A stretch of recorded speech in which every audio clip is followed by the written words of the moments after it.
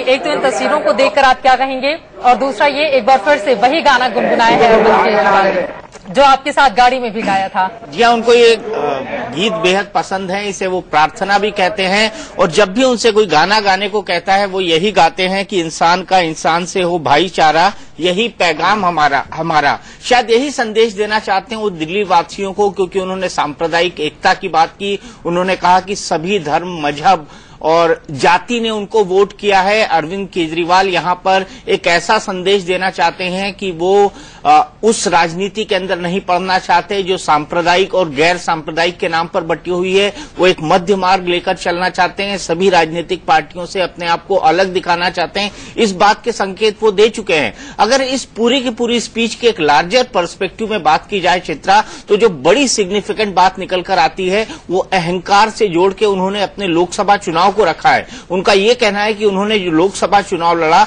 उसमें कहीं न कहीं पार्टी का अहंकार नजर आया। इस तस्वीर में उन्होंने ये साबित कर जाते हुए अरविंद केजरीवाल, एक बार इसका हम जिक्र कर लें। अब जा रहे हैं अपने पूरे लाभ लश्कर के साथ, शायद यहां से राजघाट पहुंचेंगे और उसके बाद पहुंचेंगे सचिवालय। जी, इनको राजघाट वो एक सिंबॉलिक दर्शन के लिए हमेशा जाते हैं बापू की समाधि पर।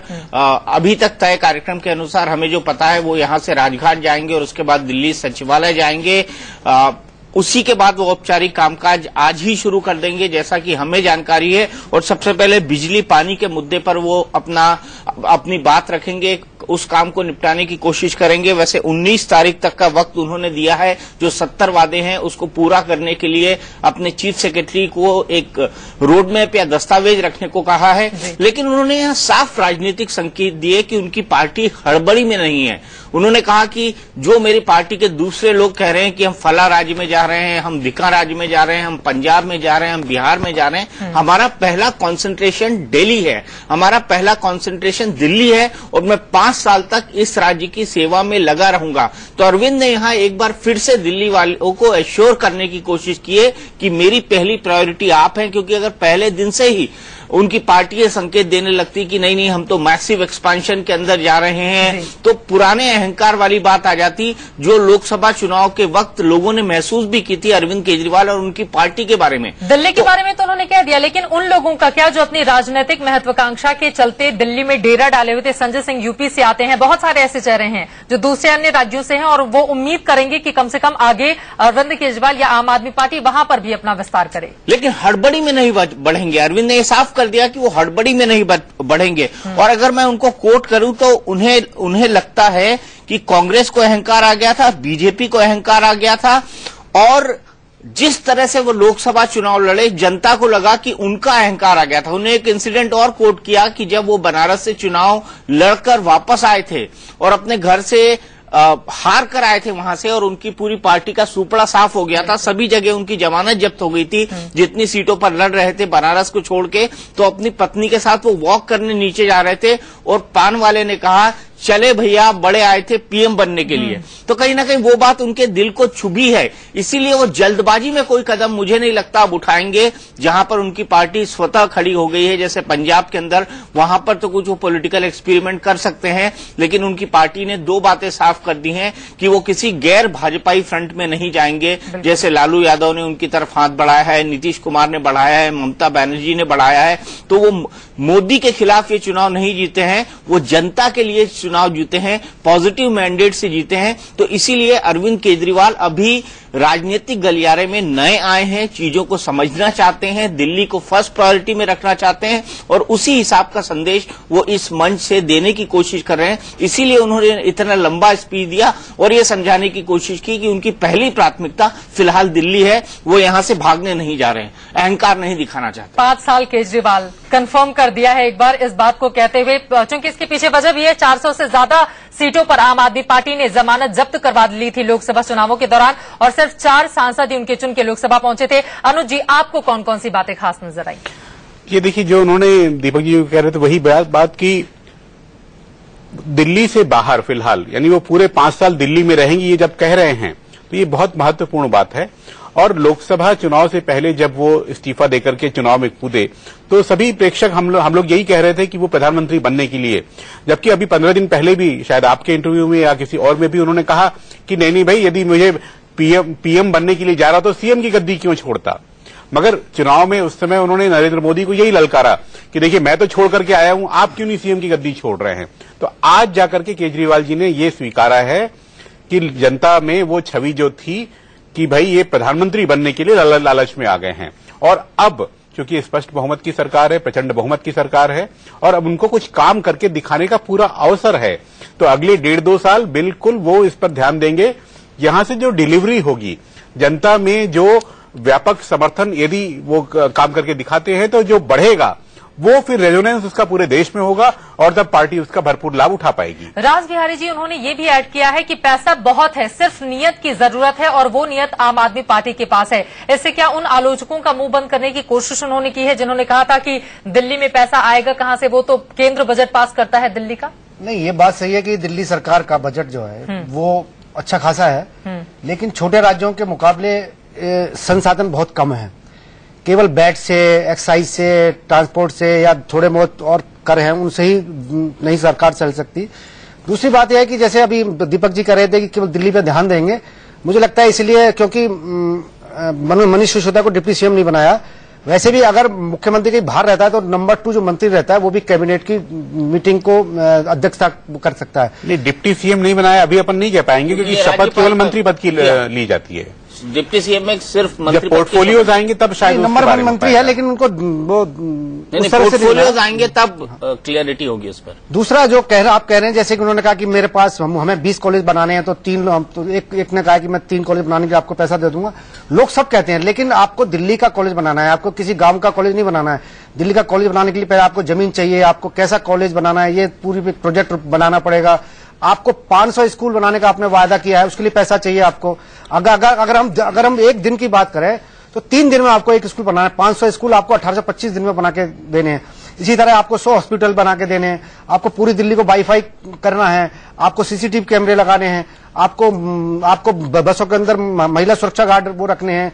आपको जो ठेके पे, सबसे बड़ी बात है, आप सरकार जो काम कर रही है, ठीक है, जो प्रोजेक्ट हैं, लेकिन जो सबसे बड़ी जो उम्मीद जगी है लोगों में वो ये है कि ठेकेदारी प्रथा दिल्ली में बंद हो जाएगी। जो लोग टैक्सी ड्राइवर हैं, जो लोग सफाई कर्मचारी हैं, जो लोग चपरासी का काम करते हैं, जो लोग सुरक्षा गार्ड हैं, या इस तरह के तमाम और बहुत से लोग हैं जो ठेके पे जिनको काम मिलता है, वो तो केवल वो तो सरकार के हाथ में। सरकार जितनी जल्दी इस मामले में अपनी पॉलिसी बना के सूचना जारी करेगी उतना भी लोगों को फायदा होगा, क्योंकि बहुत लोगों ने इस उम्मीद में वोट डाला है कि जो लोग मान लीजिए जैसे दिल्ली सचिवालय में सफाई कर्मचारी हैं, वो सब अनुबंध पर काम करते हैं। जो लोग दिल्ली सचिवालय में सुरक्षा कर्मी, दिल्ली पुलिस के कर्मचारियों को छोड़ दे तो वो सब वहां पर। और ये तस्वीरें हम आपको दिखा रहे हैं दिल्ली सचिवालय की। अपना कार्यभार ग्रहण कर लिया है मुख्यमंत्री अरविंद केजरीवाल ने। 1 साल का सूखा खत्म हुआ, दिल्ली को मिल गया है नया मुख्यमंत्री। अपनी टोपी उतारकर नीचे रखते हुए घर से निकले थे, मफलर बांध के। जब शपथ ली तो टोपी पहन ली थी, और सचिवालय में जाने के बाद अपनी टोपी उतारकर उन्होंने मेज पर रख दी है। दीपक, बिल्कुल, मैंने उनसे पूछा था कि क्या ये मफलर आपकी स्टाइल है, तो उन्होंने बड़े हंसते हुए कहा था नहीं मुझे ठंड लगती है जब बाहर निकलता हूं। तो मैंने कहा कि जब आप अंदर जाते हैं, बोले जहां एसी चल रहा होता है वहां मफलर उतार देता हूं। तो जैसे ही वो अंदर आए हैं उन्होंने अपना मफलर उतार दिया है, एसी चल रहा होगा। और ये सीधी तस्वीरें देख रहे हैं दिल्ली सचिवालय से, मुख्यमंत्री का चैम्बर। और 1 साल बाद कुर्सी होती है चित्रा, चाहे वो अरविंद केजरीवाल हो या कोई और हो। और रंगाई पुताई भी हुई है, रंगाई पुताई भी हुई है, सारी फाइलों को झाड़ दिया गया है जिन पर धूल जमे हुए थे। और जब कुर्सी मिलती है तो आदमी गदगद होता है, तो अरविंद केजरीवाल भी गदगद होंगे, मनीष सिसोदिया भी फिर से लौट कर आए हैं, वो भी गदगद होंगे, सत्येंद्र जैन भी फिर से लौट कर आए हैं, वो भी गदगद होंगे, गोपाल राय पहली बार देख रहे हैं, वो भी गदगद होंगे, जितेंद्र तोमर पहली बार देख रहे हैं, वो भी गदगद होंगे, असीम अहमद खान पहली बार देख रहे हैं सचिवालय, वो भी गदगद होंगे, और संदीप कुमार तो होंगे ही होंगे। तो आप समझ सकती है कि देखिए नए गुलदस्ते इंतजार कर रहे हैं दिल्ली सचिवालय के अंदर। कितने सारे गुलदस्ते, आज वैसे भी वैलेंटाइन डे है तो फूलों की बिक्री आज वैसे ही बढ़ जाती है। तस्वीरें देखिए जब अरविंद केजरीवाल यहाँ पर पहुंच रहे हैं। लेकिन सोशल साइट पर आज बहुत चल रहा था कि वैलेंटाइन डे के दिन अब एक दूसरे को झाड़ू गिफ्ट करेंगे लोग गुलाब की जगह पर। गुलाब महंगे हो जाते हैं ना वैलेंटाइन डे के दिन, 5 रुपए के गुलाब 50 रुपए में बिकते हैं। और यहाँ पर उस वक्त की तस्वीरें जब इन लोगों का वेलकम किया गया, अरविंद केजरीवाल, मनीष सिसोदिया, सबका स्वागत करते हुए वहां के कर्मचारी अधिकारी आपको नजर आ रहे हैं। और इन लोगों के लिए भी ये दिन खास है, हालांकि इनके लिहाज से बहुत ज्यादा बदलाव नहीं, क्योंकि 49 दिन इन लोगों ने देखा है अरविंद केजरीवाल को। हाँ, 49 दिन देखा है और सचिवालय में उनके लिए अच्छा ही माहौल रहा है। बड़ी पॉजिटिव फीलिंग रही है वहां के कर्मचारियों में। चीफ मिनिस्टर के लिए एक आरक्षित लिफ्ट होती है, एक बार उसमें एक कर्मचारी घुस गया और बाहर निकलने लगा अरविंद केजरीवाल को देखकर, तो अरविंद केजरीवाल ने कहा हाँ भैया आप भी लिफ्ट के अंदर आ जाओ। तो ऐसे कई सारे जेस्चर हैं जिसमें अरविंद केजरीवाल ने अपने आप को मुख्यमंत्री नहीं बल्कि एक आम आदमी दिखाने की कोशिश की है। तो सचिवालय में काम करने वाले मोटे तौर पर जो लोग हैं वो अरविंद केजरीवाल की स्टाइल ऑफ फंक्शनिंग से, उनके कामकाज से, उनके तरीके से काफी खुश बताए जाते हैं। काफी खुश। और जिस वैलेंटाइन डे का जिक्र कर रहे थे, आज सुषमा स्वराज का बर्थडे है और नरेंद्र मोदी जी ने उनको विश किया है ट्वीट तो पर। उन्होंने कहा थैंक्स नरेंद्र भाई।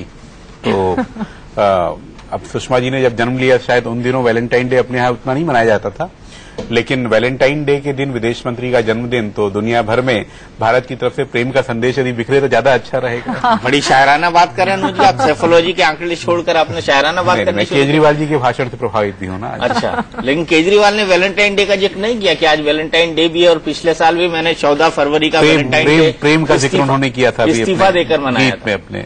जी हाँ, बिल्कुल सही बात है। पिछली बार उन्होंने जनता की ओर टोपी वापस कर दी थी और फिर अब टोपी सबको पहना करके, यानी देखिए वहां लाखों लोग, जो हजारों लोग बैठे हुए थे, 1 लाख के आसपास होंगे, तब टोपी पहने हुए, इसलिए मैंने कहा टोपी पहना करके सबको। आप टोपी पहनाने का दूसरा तो नहीं लगा रहे? वो तो 5 साल बाद पता लगेगा, ये कहने का मौका होगा या नहीं होगा। बिल्कुल 5 साल बाद पता लगेगा। और चित्रा, अगर बात की जाए उनके वादों की कसौटी पर, 70 पॉइंट का उनका पूरा का पूरा एजेंडा है। सचिवालय में वो बैठ चुके हैं, उनका पहला कदम क्या होता है, किस फाइल पर को वो पहले मंगाते हैं। पिछली बार जैसे ही वो आए थे उन्होंने बिजली और पानी के मुद्दे को उठाया था और बिजली में 400 यूनिट तक उन्होंने मुफ्त कर दिया था और 20,000 लीटर शायद पानी उन्होंने महीने के अंदर मुफ्त किया था एक घर में, जो WHO का स्टैंडर्ड। उन्होंने एक भी बात नहीं कहा बिजली और पानी। बिल्कुल, और उन्होंने ये भी हिदायत दी, क्योंकि उनसे सभी पूछते थे कि कितने घंटों के अंदर आप बिजली का बिल हाफ कर दोगे और पानी का बिल साफ कर दोगे। तो हमेशा उनसे ये पूछा जाता था कितने घंटों के अंदर। तो उन्होंने बार बार मीडिया से यही कहा, इस सवाल का जवाब देने से बचे, और बार बार उन्होंने मीडिया से यही कहा कि कृपया मेरी सरकार को घंटों में मत आकिए, मुझे 5 साल काम करने का मौका मिला है।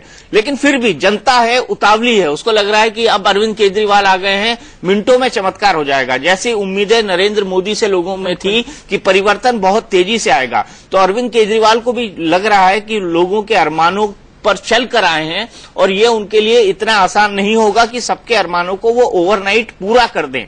तो अरविंद को भी जनता को ये समझाना होगा, जनता को ये बताना होगा कि इन अरमानों को पूरा करने में उनको अभी वक्त लगेगा, उनको टाइम लगेगा। और शायद इसीलिए उन्होंने बेहद संभल कर अपना भाषण दिया, बेहद कॉशियस अप्रोच अपनाया और उन्होंने ये कहा कि किसी भी चीज के लिए कोई डेडलाइन नहीं दी, सिर्फ इसको कि भ्रष्टाचार को लेकर उनको एक संदेश देना है, एक कड़क रुख अपनाना है। तो भ्रष्टाचार को लेकर उन्होंने वही पुरानी बात कही ताकि जो लोग रिश्वत लेते हैं वो डर जाएं, क्योंकि भ्रष्टाचार में ऐसे तो गब्बर सिंह ने कहा था, गब्बर सिंह ये कह के गया जो डर गया वो मर गया, लेकिन यहां पर भ्रष्टाचार अगर आपको रोकना है तो आपको सख्त होना होगा, आपको कड़क होना होगा। और ये मैं मानता हूं 49 दिन की सरकार के बाद उस वक्त जो माहौल बना था उसमें ये बात थी कि अगर हमने रिश्वत मांगी तो हम फंस सकते हैं, ये डर लोगों के अंदर पैदा हुआ था, खासकर उन लोगों के अंदर जो रेहड़ी पटरी वालों से हफ्ता वसूली करते थे, जो फुटपाथ के हॉकरों को परेशान करते थे। ऐसे लोगों को बहुत रिलीफ मिल रहा था और इसके चलते ये पूरा का पूरा तबका अरविंद केजरीवाल के साथ एक तरफा हो गया था। तो अरविंद उसी धमक को फिर से बनाना चाहते हैं, इसी के लिए उन्होंने उस पर भ्रष्टाचार पर तो बात की और ये कहा कि आज से भ्रष्टाचार मुक्त दिल्ली की हम शुरुआत करते हैं, 2 से 3 साल के भीतर इसको पूरी तरह से भ्रष्टाचार मुक्त दिल्ली बना दिया जाएगा। ये हमारा यकीन है, क्योंकि हमने 49 दिन की सरकार में जो कुछ किया उससे हमारा कॉन्फिडेंस बढ़ा है। तो उन्होंने इस चीज की तो डेडलाइन दे दी क्योंकि उन्हें संदेश देना था, लेकिन बिजली पानी के ट्रिकी मुद्दे पर वो डेडलाइन देने से बचते रहे। और एक जो फ्री वाईफाई का मुद्दा है राजबिहार जी, उससे मैं आपको जोड़ना चाहूंगी। उसके पहले ही उन्होंने सफाई दे दी थी कि फ्री वाईफाई में एक कंडीशन होगा, शुरू के 20 मिनट या आधे घंटे ही रोज। ये बातें पहले नहीं बताई गई, लेकिन बाद में अब उनके नेता इसका जिक्र करते हैं। देखिए, अरविंद केजरीवाल ने आज एक बात कही थी कि सरकार अपने ढंग से चलती है, तो उसको कोई तारीख मत दीजिए, कोई समय मत बांधिए। पिछली बार चूंकि उनको पता था कि कांग्रेस के समर्थन से सरकार चलानी है, तो उन्होंने तुरंत आते ही बिजली के बिल हाफ कर दिए, पानी का बिल साफ कर दिया। लेकिन इस बार उनको पता है कि उनके पास पूरे 5 साल हैं और ये इसको किस तरह से ऐसे किया जाए कि इसे सरकार पर भी बोझ ना पड़े। क्योंकि अभी अगर बिजली, क्योंकि अभी शाम को 4:30 बजे शायद कैबिनेट की पहली मीटिंग होगी, हो सकता है उसमें भी, क्योंकि ये कह रहे थे 72 घंटे, सरकार बनने के 72 घंटे में पानी का बिल माफ हो जाएगा और बिजली जो है 400 यूनिट तक आपको सब्सिडी मिलने लगेगी, इसी घोषणा हो जाएगी। अब देखते हैं 4:30 बजे के घोषणा कर पाते हैं नहीं कर पाते। ये सवाल मैंने इसलिए पूछा, दीपक जी के साथ बातचीत में उन्होंने खुद माना था कि युवा कितनी ज्यादा वाईफाई को लेकर उत्साहित हैं, जबकि अगर फ्री वाईफाई दिल्ली में देते हैं तो 1500 करोड़ रुपए लगेंगे वाईफाई वाला, और उसके अलावा मेंटेनेंस अलग से। देखिए, पहले तो वाईफाई कराने के लिए पूरी दिल्ली में आपको सिस्टम बनाना पड़ेगा। उसमें सिस्टम बनाने में थोड़ा टाइम लगा, ऐसा नहीं है तुरंत आप कर देंगे। उसके लिए आपको जो कंपनियां हैं उनसे बातचीत करनी पड़ेगी, उसके लिए जगह जगह आपको वाईफाई के पॉइंट लगाने पड़ेंगे। वो तो केवल खर्चा उस बात का है जो कि वाईफाई का खर्चा कितना आएगा, लेकिन जो इंस्टॉलेशन होगा कि वाईफाई के पॉइंट लगाने, मॉडेम लगाए जाएंगे उनके लिए, कैसे आप कैसे मॉडेम लगाएंगे, उनके लिए बिजली का प्रबंध करना पड़ेगा, उनके लिए पॉइंट जगह जगह तय करने पड़ेंगे, उसमें भी बहुत बड़ा खर्चा होगा कि। और मुझे लगता है कि जैसे वाईफाई की बात है कि वाईफाई केवल आप आधे घंटे चला सकते हैं और उस पर भी आप ना तो मेल भेज सकेंगे, केवल आप उसको मेल को पढ़ सकते हैं। मैंने हैरानी इस बात की, उन्होंने बड़े बड़े होर्डिंग्स लगाए थे, बिजली पानी के अलावा भ्रष्टाचार और उसके बाद वाईफाई करके युवाओं को लुभाने की। वाईफाई तो फ्री है, 1500 करोड़ रुपए आएंगे कहां से? क्योंकि हाल ही में वाराणसी में 2 जगहों पर, 2 घाटों पर यह व्यवस्था की गई है जिसमें 100 करोड़ का खर्चा आया है। ऐसे में ये सवाल मैं पूछूंगी, लेकिन अभी दिल्ली सचिवालय का हम रुख कर लेते हैं। अजीत श्रीवास्तव हमारे संवाददाता वहां से जुड़ चुके हैं। अजीत, रामलीला मैदान भी जुड़ सकते हैं, वहां से हमारे साथ रजत राकेश टंडन है। बिल्कुल, रजत राकेश टंडन भी हमारे साथ जुड़ चुके हैं रामलीला मैदान से। पहले सचिवालय चलते हैं, पहले सचिवालय चले। और अजीत, आपसे हम जानना चाहेंगे, मुख्यमंत्री पद की शपथ लेते ही पूरे फॉर्म में आ गए हैं अरविंद केजरीवाल। बिल्कुल साफ तौर पर चित्रा, जैसे ही यहाँ पे कुर्सी पे भी बैठे हैं तुरंत अधिकारियों का यहाँ पर तांता लग गया है। हर तरफ से अधिकारी मिलने आ रहे हैं और फाइलों के साथ आ रहे हैं। सबसे बड़ी बात, यानी जो रणनीति पहले से तय कर दी गई थी, जो चीफ सेक्रेटरी को बुलाकर पहले से ही अल्टीमेटम दिया गया था, 7 पॉइंट पर डिस्कशन करने की बात थी, वो सारी फाइलें यहाँ तैयार हो चुकी हैं और अरविंद केजरीवाल तमाम अधिकारियों से मिल रहे हैं, सारी फाइलों को देख रहे हैं, क्योंकि अब उनके सामने अब एजेंडा है कि तमाम जो वादे उन्होंने किए हैं, खासकर बिजली और पानी को लेकर, क्या कितनी तैयार है दिल्ली। क्योंकि जैसे जैसे मौसम हो रहा है, तब्दीली आ रही है, चेंजेस हो रहे हैं, वैसे गर्मियों का मौसम शुरू होगा तो पानी और बिजली की समस्या जिस सबसे लगातार हर बार देखा गया है कि बढ़ती रही है दिल्ली में, तो उसके लिए निपटने के लिए कितनी तैयार है दिल्ली, या कितना बैकअप प्लान पावर वाले के पास है, या फिर कितनी अगर पानी की बात करें हम, कितनी दिल्ली के पास है। ये तमाम बातों को लेकर यहां चर्चा है। कैबिनेट की बैठक भी 4:30 बजे है। तमाम उस मीटिंग के बाद भी तमाम घोषणाएं हैं, क्या कुछ इस रुपये पे होंगे। उससे पहले अरविंद केजरीवाल चाहते हैं कि एक एक्सरसाइज पूरी तरह से कर ली जाए, उसके बाद से कुछ भी बयान देने से पहले वो अपने पास तैयारियां करने चाहते हैं कि आखिर उनके पास क्या क्या तैयारियां दिल्ली वालों के लिए है, उसके बाद से वो आगे अनाउंसमेंट करना चाहते हैं। चित्रा, बिल्कुल, तो दिल्ली वालों के लिए क्या तैयारी कर रही है केजरीवाल सरकार, इसका थोड़ा सा रोड मैप हमको 4:30 बजे की कैबिनेट में देखने को मिल जाएगा कि क्या रोड मैप आगे लेकर चलती है, खासतौर पर बिजली, पानी और वाईफाई जैसे मुद्दों पर, क्योंकि जनता की सबसे ज्यादा नजरें वहीं पर लगी हुई हैं। लाइव तस्वीरें आप देख रहे हैं दिल्ली सेक्रेटेरिएट से, जहां पर गोपाल राय, जिनको नए नए मंत्री पद की शपथ दिलाई गई है, जो पार्टी के फाउंडर मेंबर हैं, वो अंदर की तरफ आ रहे हैं। तस्वीरों में आप देख सकते हैं गोपाल राय को, जो कि अरविंद केजरीवाल के निकटतम सहयोगियों में से एक हैं। सीधे चलते हैं रजत राकेश टंडन के पास, जो कि रामलीला मैदान में मौजूद है इस वक्त। रजत, आपसे जानना चाहूंगा, उम्मीदों के शिखर पर हैं इस वक्त अरविंद केजरीवाल, उम्मीदों की लहर पर सवार होकर आए हैं। किस तरह की उम्मीदें, किस तरह की आशाएं, किस तरह की आकांक्षाएं वहां के लोगों की स्वर में सुनाई दे रही थी रामलीला मैदान के अंदर हमको? देखिए दीपक जी, आज वैलेंटाइंस डे है। जब वैलेंटाइंस डे होता है, 2 लोग जो जाते हैं ये पहले तय कर लेते हैं कि घूमने कहां जाना है, डिनर कहां होना है, लॉन्ग ड्राइव पे कहां जाना है। उसी तरीके की केजरीवाल की आज पहली डेट थी। जी हां, वैलेंटाइंस डे पर पहली डेट थी दिल्ली वासियों के साथ। उन्होंने पहले ही साफ कर दिया कि मकान भी लूंगा, गाड़ी भी लूंगा, काम भी करूंगा। इस पर अगर कोई सवाल उठाता है तो आप बिल्कुल घबराइएगा मत, मुझे ऐसा मकान चाहिए होगा जिसमें 500 लोग बैठे। अब बारी आई थी दूसरे पक्ष की, यानी जनता की, जो कि उम्मीदों की निगाहें लगाई बैठी थी सुबह 8 बजे से अपने घरों से निकलकर। जब अरविंद केजरीवाल आगे आए तो साफ तौर पर अरविंद केजरीवाल ने सबसे पहली चीज कही कि अहंकार बिल्कुल मत करिए।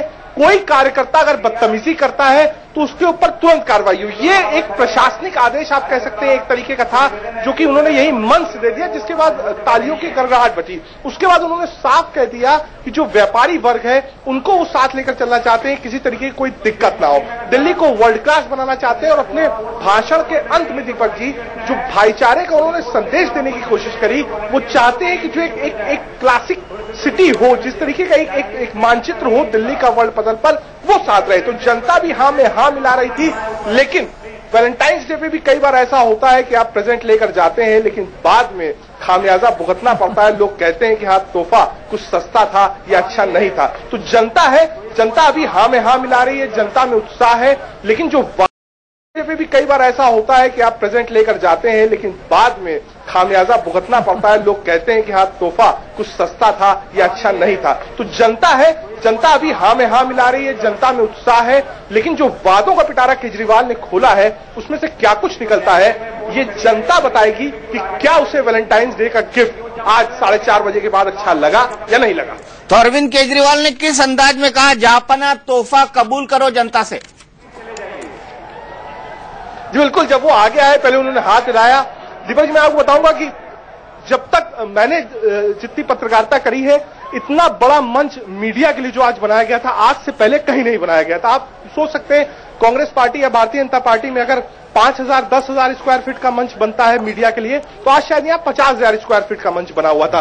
पूरी कंट्रोल सिस्टम्स थी, बाकायदा वॉलंटियर सड़क पे लगे हुए थे, सारे लोगों को टाइमली यहाँ बैठा दिया गया था। जनता भी निगाह देख रही थी। हाँ, जब किरण बेदी का नाम लिया दीपक जी अरविंद केजरीवाल ने, तब एक आप कह सकते हैं कि जो अप्लॉज था, जिस तरीके की एक दृश्य हमको देखने को मिला कि ताली ज्यादा तेज बजी। आप कह सकते हैं कि उन्होंने कहा कुछ नहीं, कहा मेरी बड़ी बहन है, लेकिन एक सरकास्टिक रिमार्क था दिखाने के लिए कि किरण किरण है, केजरीवाल अब केजरीवाल है। बिल्कुल, किरण किरण है, केजरीवाल केजरीवाल है। लेकिन रजत, अगर बात करी जाए उनके कहने की, उन्होंने कहा 4-5 कमरे मेरे रहने के लिए और 4-5 कमरे लोगों के साथ ऑफिस चलाने के लिए। तो मान लिया जाए कि अरविंद केजरीवाल अब 10 कमरों का घर लेने वाले हैं। बिल्कुल, उन्होंने बिल्कुल साफ कर दिया कि अगर मैं अपने घर पे 400-500 लोगों को बैठाना चाहता हूं तो मुझे 5 कमरे अतिरिक्त चाहिए। अगर आप गाड़ी नहीं देंगे तो मैं जनता का काम कैसा करूंगा? क्योंकि अरविंद केजरीवाल ये बात जानते हैं कि जैसे ही वो गाड़ी और मकान पर सवाल आएगा, विपक्ष सीधा खड़े हो जाएगी और कहेगी अब कहां गए ईमानदार केजरीवाल, अब कहां गए वो सिंपल केजरीवाल जो 2 कमरों के फ्लैट में रहना चाहते हैं और बड़ी बड़ी कोठियों पर पत्थर फेंकते। तो उन्होंने पहले ही साफ कर दिया कि इस तरह की चीजों को बिल्कुल बैरिकेड ना बनाया जाए। आपने मुझे मैंडेट दिया है, आपका बोझ है मेरे ऊपर, मुझे डिलीवर करना है, इसलिए मैं अपने अंदाज में डिलीवर करना चाहता हूं। तो आप कह सकते हैं 1 साल पहले के जो केजरीवाल थे और आज के केजरीवाल थे, जमीन आसमान का अंतर था। कुछ बदले बदले से सरकार नजर आ रहे थे दीपक जी आज।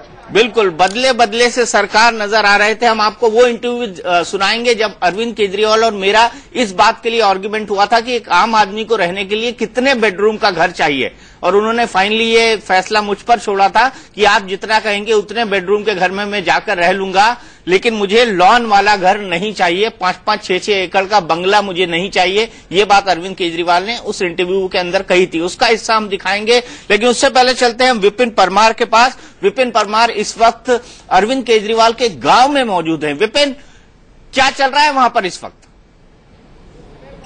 जी दीपक, बिल्कुल, जब अरविंद केजरीवाल शपथ ले रहे थे, अगर बात करें सिवानी के कृष्णा की, सीएम का ताज उनके सिर पर आज पहना दिया गया है। लेकिन लोगों को उम्मीदें बहुत है सिवानी की। ये जनता चाहती है कि जो वायदे दिल्ली की जनता के साथ अरविंद केजरीवाल के द्वारा किए गए हैं, उनको जरूर पूरा किया जा सके। आज अरविंद केजरीवाल के द्वारा जो संबोधन किया गया है, जिस तरह से कहा गया, क्या उम्मीदें हैं दिल्ली की जनता के लिए? आप क्या कहना चाहते हैं? इसी गांव में पले बड़े हैं। उम्मीदों पर खरा उतरेगा, हमें ये पूरा विश्वास है। आप क्या कहना चाहते हैं? उम्मीदों पे खरा उतरेगा, हमें पूरा विश्वास है। सिवानी की जनता के लिए बहुत बहुत सहयोग मिलेगा। युवाओं को लेकर काफी कुछ कहा गया है दिल्ली में। आप युवा हैं, सिवानी में यहीं पले बड़े हैं, इसी घर के नीचे वो खेला करते थे। क्या कहना चाहते हैं? युवा क्या सोचता है? दिल्ली अब ताज उनको मिल चुका है, लेकिन उम्मीदें बहुत हैं और जिम्मेदारियां बहुत बड़ी है। युवाओं के लिए वो बहुत कुछ करेंगे, जैसे कि उन्होंने कहा कॉलेज वगैरह बनाएंगे। दिल्ली में आज देखा जाए तो एक 90% के बंदे को ही एडमिशन मिल रहा है। तो उन्होंने जो कॉलेज के लिए कहा, ये बहुत अच्छी बात है कि एक हर बंदा कॉलेज जा पाएगा। तो बिल्कुल दीपक, आगे बात करें जिस तरह से सिवानी के इस गांव के कृष्णा की सीएम पद की दूसरी बार शपथ ले ली गई है, अपने अपने अंदाज में यहां पर जश्न भी बनाया गया, लड्डू भी बांटे गए और हरियाणा के कुछ लोगों के द्वारा एक गाना भी बनाया गया। मैं चाहता हूं कि हमारे दर्शकों गाना सुने, मैं चाहता हूं गाना आप गाकर सुनाए जो आपने अरविंद केजरीवाल के लिए गाया है। बिल्कुल, अरविंद केजरीवाल पर मैंने गाना गाया है और लिखा भी है, सुनिए जरा उसके बारे में।